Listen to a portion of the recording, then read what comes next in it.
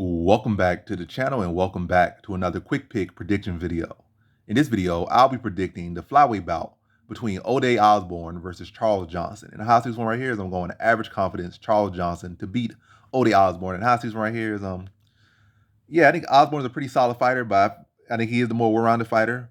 But also, I feel like it's different things you could do. Like you say, oh, he's more well-rounded, so typically the more well-rounded guy gonna win. But how much is that more well-roundedness applicable?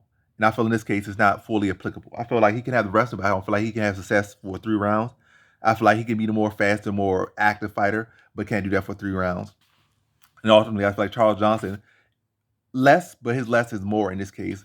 And I feel like he should be able to defend the takedowns of Osbourne pretty well and should be able to get back to his feet pretty well. I feel like Osbourne's submission threat is all that big for him. I feel like Johnson has been with a better grappler, so I don't feel like the wrestling or the submission skills of Osbourne are any issues for Johnson. So I really just feel like it's going to end up being mostly a striking match. I just think Charles Johnson has the more clean, crisp striking. I feel like Osbourne relies a lot on explosion and being fast and just throwing stuff out there.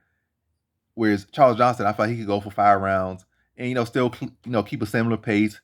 Technique stay pretty clean. I feel like Osbourne as the rounds go down. Matter of fact, never is he fully the most technical fighter. His defense is always kind of lacking.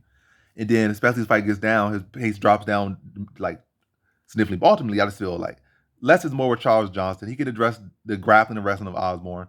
Then on feet, he's just a more cleaner technician, cleaner, more technical, more fundamental. And I just feel like he picks apart Osbourne maybe down after the first round.